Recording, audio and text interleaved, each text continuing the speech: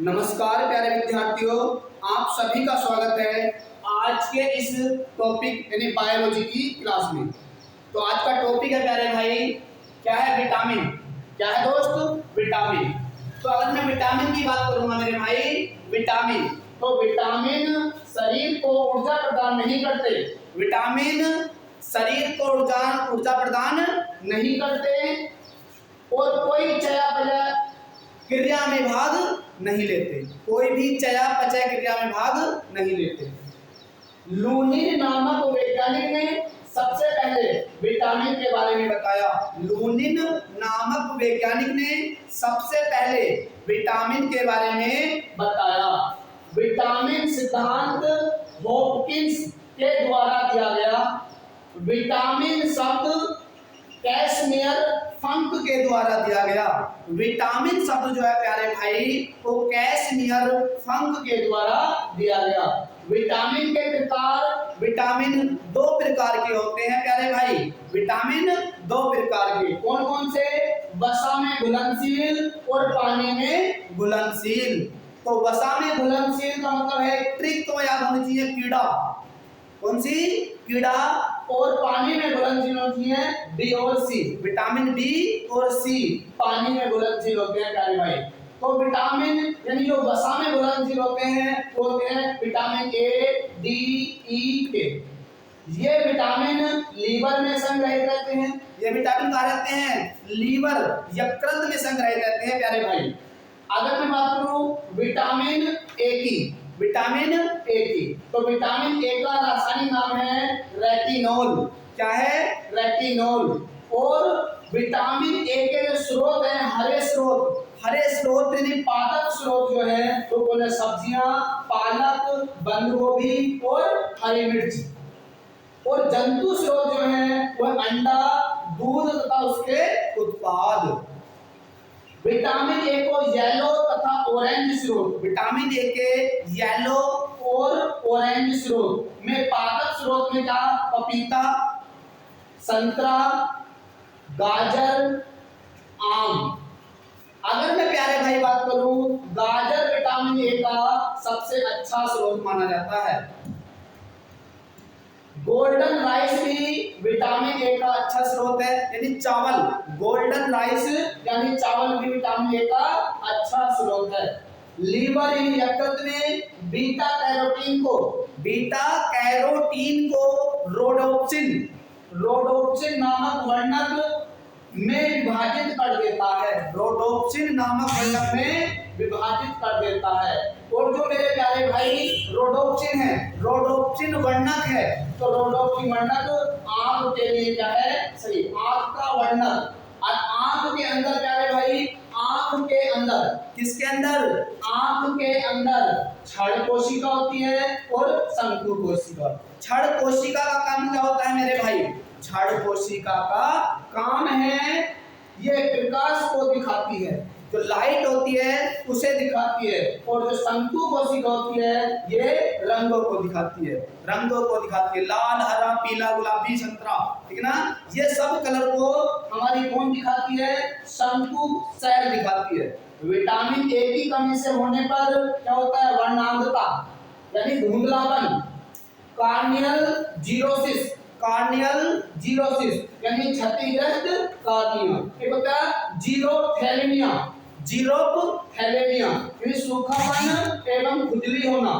Vitamin A के यानी vitamin A रोग प्रतिरोधक क्षमता को बढ़ाता है। विटामिन ए रोग प्रतिरोधक क्षमता को बढ़ाता है। अब बात करेंगे विटामिन डी की, तो विटामिन डी का रासायनिक नाम है प्यारे भाई कैल्सीफेरोल। क्या नाम है? कैल्सीफेरोल। और विटामिन डी को सनशाइन विटामिन भी कहते हैं, यानी सूर्य से मिलने वाला विटामिन। तो बात करेंगे सूर्य के प्रकाश में हमारे शरीर में विटामिन डी का क्या होता है? संश्लेषण बढ़ जाता है। और विटामिन डी को सनशाइन विटामिन डी कहते हैं। यह शरीर में कैल्शियम के अवशोषण में क्या होता है? वो सहायक। यह शरीर में कैल्शियम के अवशोषण में प्यारे भाई क्या होता है? सहायक। अगर मैं बात करूं विटामिन डी, तो विटामिन डी भी दो तरह से होता है, विटामिन D2 और विटामिन D3। अगर D2 विटामिन D2 का रासायनिक नाम इर्गोकैल्सीफेरोल और विटामिन D3 का रासायनिक नाम कोलेकैल्सीफेरोल। क्या प्यारे भाई? कोलेकैल्सीफेरोल। विटामिन डी की कमी होने पर रिकेट्स, कौन सी बीमारी? रिकेट्स। तो रिकेट अक्सर बच्चों में देखने वाली क्या होती है बीमारी, और रिकेट जो होती है पतली एवं कमजोर हड्डियां, टेढ़े मेढ़े दांत। और एक होता है ओस्टियोमलेशिया। ओस्टियोमलेशिया वयस्कों में दिखने वाली क्या होती है एक बीमारी, यानी वयस्कों की हड्डी क्या होती है कमजोर, हड्डियां कमजोर एवं पतली हो जाती है। एक होती है भाई ओस्टियोपोरोसिस। ओस्टियोपोरोसिस, तो ओस्टियोपोरोसिस में क्या होता है हड्डियों में छेद हो जाना, हड्डियों में छेद हो जाना। उसके बाद में बात करूंगा विटामिन ई की। तो विटामिन ई का रासायनिक नाम है टोकोफेरोल। क्या होता है प्यारे भाई? टोकोफेरोल। यह शरीर में मुक्त ऑक्सीजन को खत्म करता है, यह शरीर में मुक्त ऑक्सीजन को खत्म करता है और मृत कोशिका को खत्म करता है। मृत डेड सेल को, किसे?